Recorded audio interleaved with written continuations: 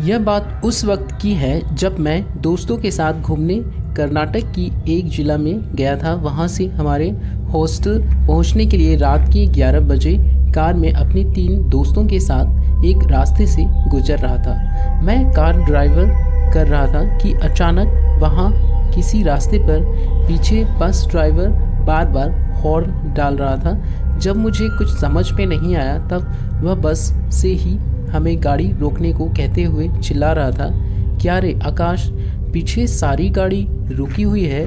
मेरे दोस्त निखिल ने गाड़ी से बाहर झांकते हुए हैरानी से कहा। जब मैं खुद पीछे मुड़ा तब मैंने देखा कि सारी लॉरी, रिझाव गाड़ी, बाइक, सब व्हीकल्स हम में से कुछ दूर रुकी हुई थी। मैं हैरान ही रहा, सोचने लगा कि क्यों यह सारी गाड़ियां आगे बढ़ने के बजाय रुकी थी। जब मुझे फिर भी कुछ समझ में नहीं आया कि आखिर मामला क्या था, तो पीछे खड़ा बस ड्राइवर हल्के ज़ोर ज़ोर से मुझे पीछे आने को बोलकर फिर अचानक शांत हो गया। मुझे समझ में नहीं आ रहा था कि आगे तो कुछ नहीं है, ना ही वहाँ कोई पहाड़ी इलाका था कि ऊपर से कोई पत्थर गिर पड़े। फिर क्यों बस ड्राइवर मुझे पीछे आने को बोल रहा था?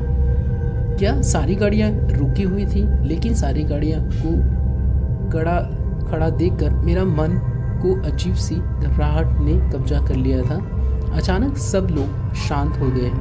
न ड्राइवर ने मुझे फिर आवाज़ दी, न किसी और लोगों ने अपना मुंह खोला। जब मैंने गाड़ी देखी तब ठीक 12 बज रहे थे कि अचानक मेरे कानों ने कुछ ऐसी भयानक आवाज़ सुनी जो मैंने कभी अपने बुरे सपने में भी नहीं सुनी थी।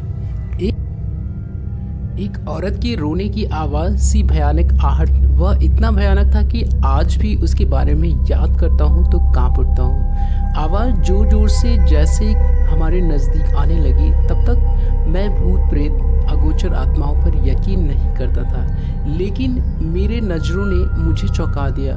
वह आहट जैसे जैसे हमारी करीब आई तब एक काली सी औरत की परछाई जैसे आकृति अजीब सी झपके हवा में जैसे उड़कर रास्ते के बीच बैठकर अजीब भयानक आवाज़ करते हुए जोर से रोने लगी। मैं और मेरे दोस्त ने उसे काफ़ी नज़दीक से देखा। हमारी हाल तो डर के मारे जैसे जान बाहर निकल गई थी। वह आत्मा वहीं बैठकर करीब 2.5 किलोमीटर दूर हवा में उड़ गई। उसके उड़ते ही मैंने डर के मारे करीब स्पीड में गाड़ी भगाया और हम सभी हॉस्टल पहुंचकर डर से सो गए। अगले दिन हमने बजरंगबली का दर्शन किया था। कभी भी मैंने भूत को अपनी नज़रों से नहीं देखा था।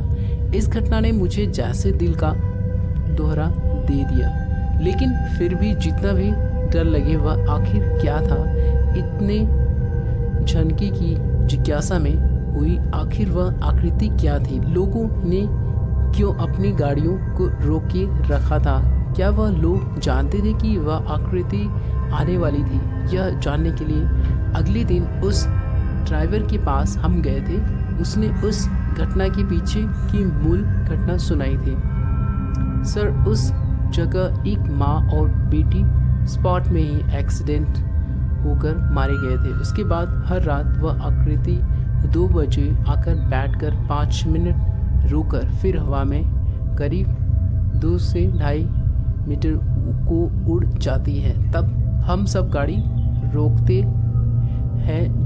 जिन्हें नहीं पता उन्हें गाड़ी रोकने को कहते हैं। पहले दिन मुझे भी डर के मारे बुखार हो गई थी सर, लेकिन अब कॉमन हो गया है। पर आज तक उस आत्मा का इतने करीब से किसी ने सामना नहीं की। भगवान का शुक्र है उस आत्मा ने आप लोगों को कोई नुकसान नहीं पहुंचाया। जब उसने ऐसा कहा तब हम और डर गए थे। यह घटना तो मेरी ज़िंदगी की अब तक की सबसे भयानक घटना रही है।